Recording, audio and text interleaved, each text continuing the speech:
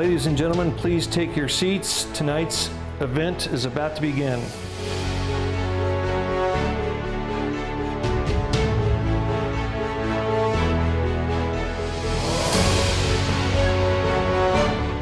Please welcome to the stage your Master of Ceremonies for tonight's event, Emily Davis. And now, Community Kitchen's Chef's Challenge.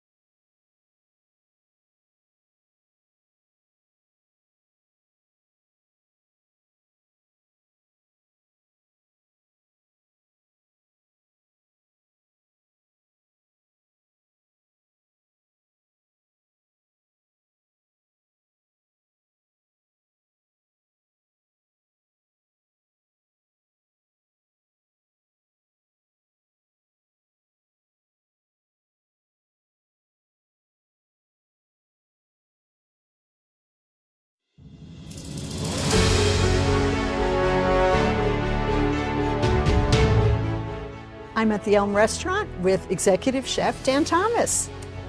Dan, tell me about the restaurant. What's the vision? What would a guest expect from the cuisine when they dine here? Yeah, we're a modern American seasonal restaurant, which means we'll change menus with the season. We'll use techniques from different cultures. We use a lot of Japanese techniques, French techniques. So that's basically what we do. We're mostly dinner, but then we have cafe hours in the morning where we serve pastries and coffee. And tell me about your background a little bit, Dan. Where did you cut your cooking chops before you ended up here at the Elm? Yeah, a few restaurants here or there. Some here in Bloomington, did a lot of catering, did work at Story Inn. So yeah, just here and there. No culinary degree, just work my way through. Do you have particular ingredients that you lean in on that you love to cook with, whether it's a specific protein or you can't wait for whatever the season is in the summer when your absolute favorite ingredient is abundant? In spring, I love a lot of the foraged goods, morels, ramps. In summer, chanterelles. So a lot of forage stuff, and then we use a lot of technique with fermenting here, so preserving the seasons a little bit longer than what they normally would that's great. be available. Now, what about the other side of that coin? Is there an ingredient that I would not find in your walk-in? Is there an ingredient that just doesn't land on the plate? I would probably say, I don't know, anything too processed. Well, yeah. Do you have what I would describe as a culinary superpower? Are your knife skills just, fast and furious? Can you juggle 5 saute pans at the stove? What's your culinary superpower? Over the years, I've been pretty good at honing knife skills.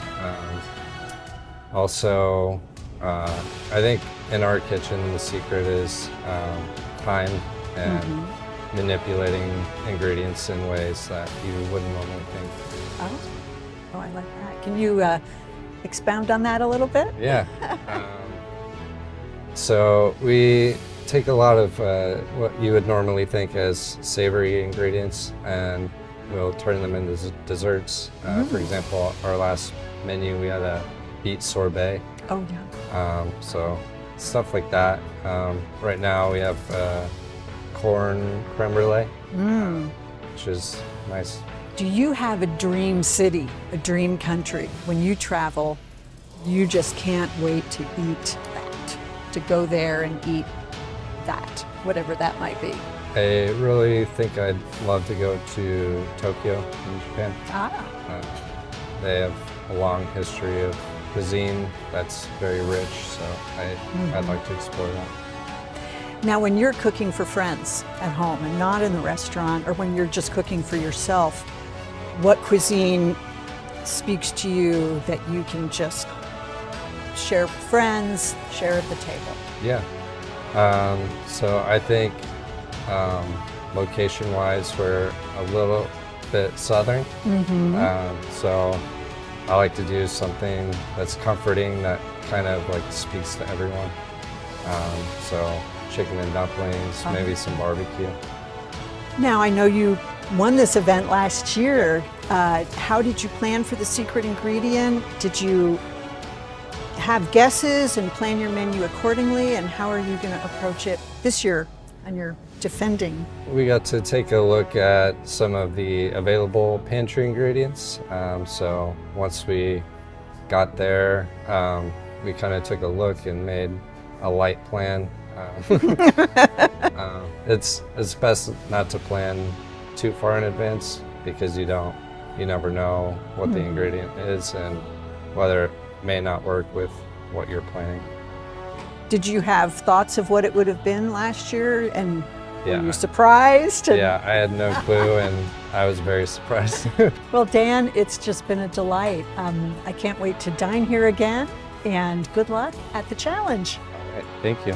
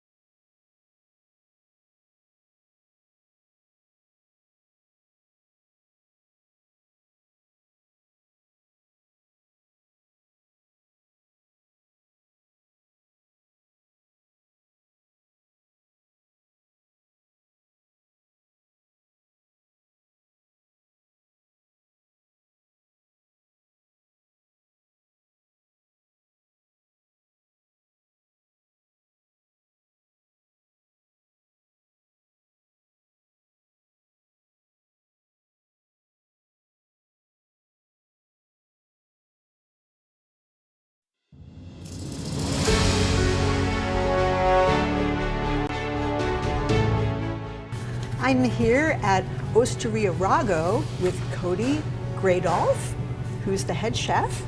So Cody, tell me just in a little snippet about where your cooking experience developed from and how you can describe the restaurant here. I started cooking when I was 14 Oh, wow. and continued off and on for up until now. And cooking's been very good to me. Landing in this restaurant 6 years ago, Wow. I would say we are just a very nice home-style Italian restaurant that leans into the philosophy of good quality, fresh ingredients and technique. Pasta fresh made, I'm Yes. guessing? Yes. Yep. Things We sell a people lot could of expect to find on the menu, classic Italian dishes or classic Italian, particular yes. regions or Regional, yes, and also some American style Oh. Italian. okay. It's like chicken parm. The chicken parms. So, do you have a favorite ingredient to work with when you're cooking? If you were creating a special or, cooking for a personal event, do you lean into anything in particular? No, I just prefer fresh. I don't have too many foods that I personally don't eat, so I'm anxious and willing to work with all sorts of foods. Well, see, that was my next question. Is there an ingredient that you just abhor? You just can't stand it, you don't want to cook with it, you don't want it on your menu? No, I think I could find, if I tried hard, I could find a way to work with just about anything. Okay. Even if it's just something that's very conventional, I think that there's something that can be done with an ingredient. Now, as far as the Chef's Challenge goes, do you have thoughts about the secret ingredient? You've participated before. No, yeah, that's not going to do me any good to try to wonder what that is. I tried that last time, and I was thinking it could be one of a couple of things, and it wasn't any of those. So I'll just take whatever they throw at us, whatever you throw at us. Right. And you build your game plan regardless of the ingredient. Yeah, yeah, you have to plan and have a couple of different ideas, something that lends itself towards sweet, something that lends itself towards savory. Just in case you get thrown for a real loop, you got to have another recipe in mind to execute with that ingredient. Do you have a particular skill that you really think that you bring to the kitchen, to your staff?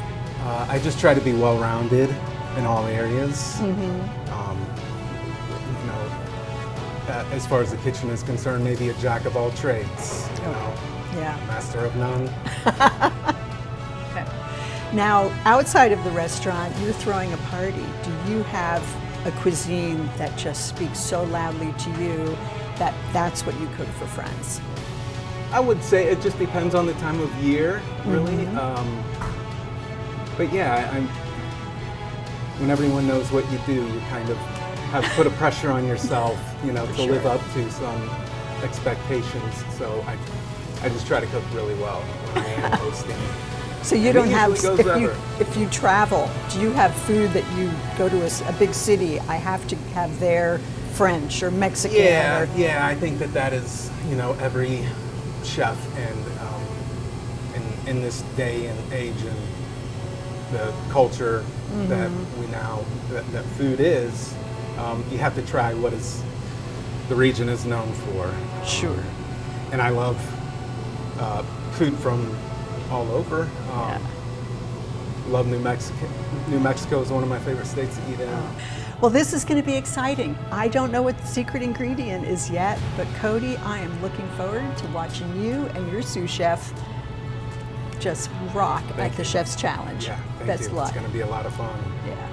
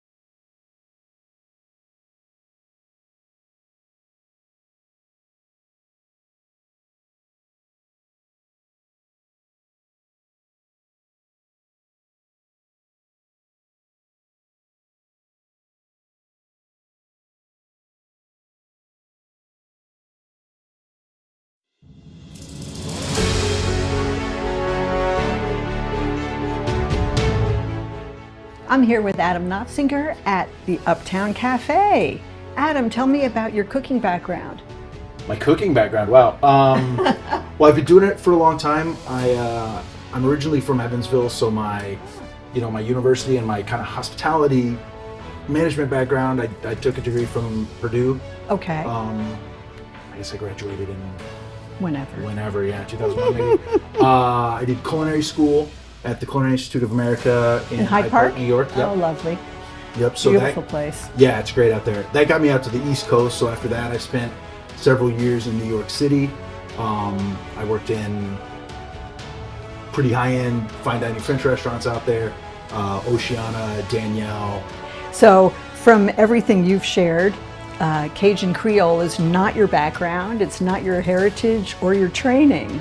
So how have you adopted to that cuisine? that Well, you have yeah, here at not the Uptown? particularly. I mean, for one, obviously, a big piece of Creole cuisine and Louisiana cuisine French. is French. Yeah, so that's definitely in my wheelhouse. I actually did, before I even went to culinary school, when I was in hospitality school at Purdue, I did a 4-month internship in the kitchen of Brennan's of Houston. So it's the Commander's Palace, Ella Brennan family. They have a restaurant in Houston that was really one of my first experiences in a big fine dining kind of formal brigade type kitchen. So I do have, I had some experience. I had a little bit of a grounding in that. So tell me about ingredients. Are there ingredients that you really lean in on? And conversely, are there ingredients that we will never find in one of your dishes?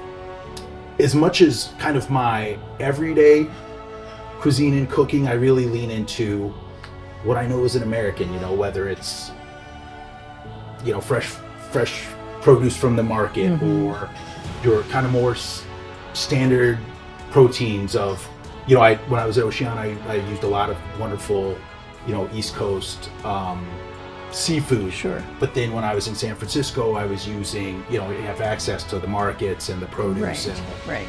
and the amazing vegetables out there. And so I kind of try to stay in my lane a little bit in that regard. But my time in Japan just, was Why amazing. that? And just, you see cuisine and food approached from a completely different perspective. So, it doesn't make a lot of appearances on our menu here at the Uptown, but whenever I can be, making a dashi or working with miso. So what don't you want to cook? What ingredient? For the challenge? No, for yourself. Oh, for what myself, ingredient? goodness. You never buy this. You never cook with it. You just, ugh. I don't love truffle oil. Okay.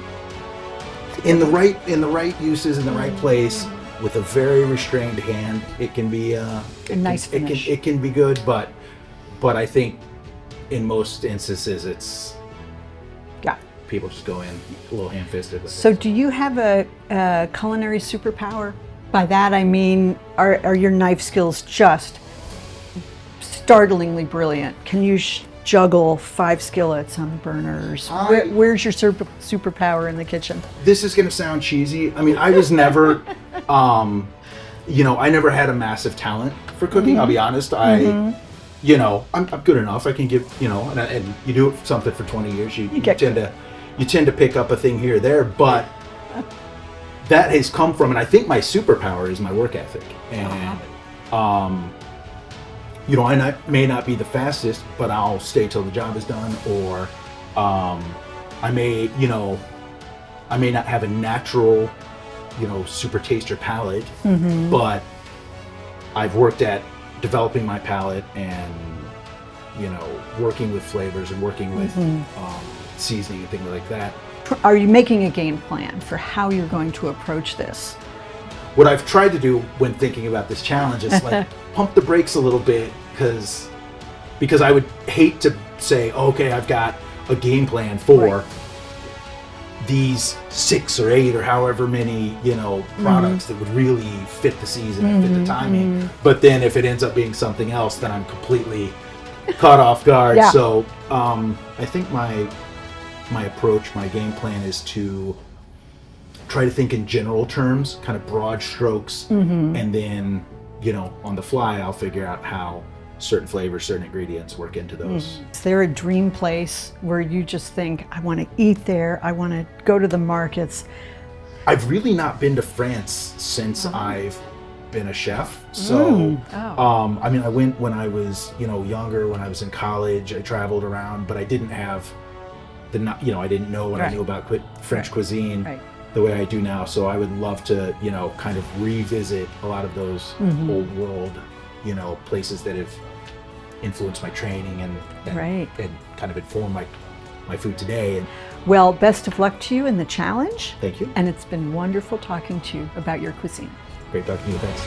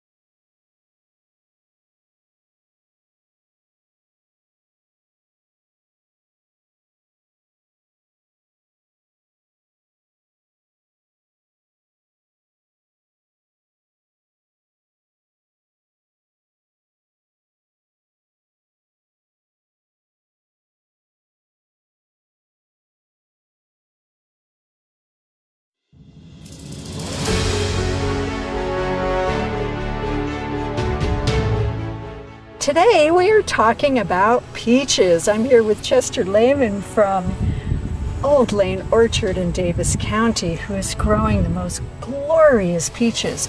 You know, peaches have a history that goes back over 7,500 years.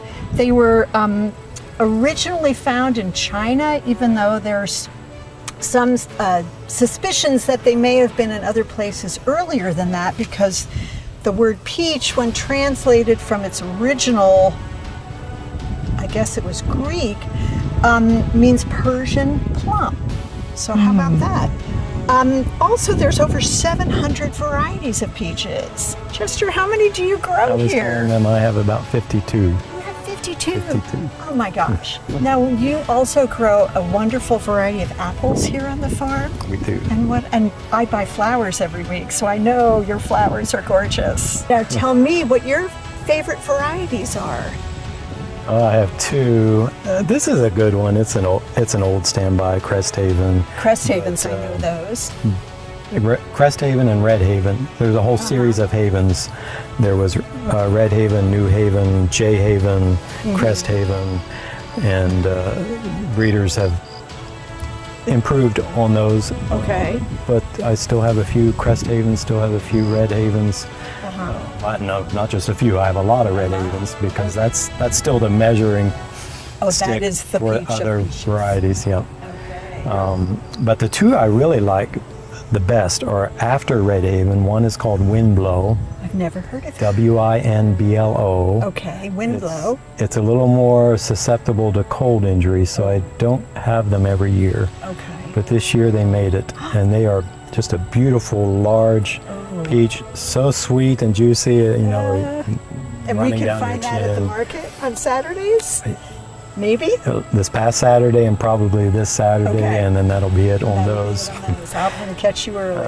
And then the other one is called PF 27 or Flaming Fury 27. Okay. Again, a whole series of numbers there from one breeder. Just a fantastic peach, and I really like those.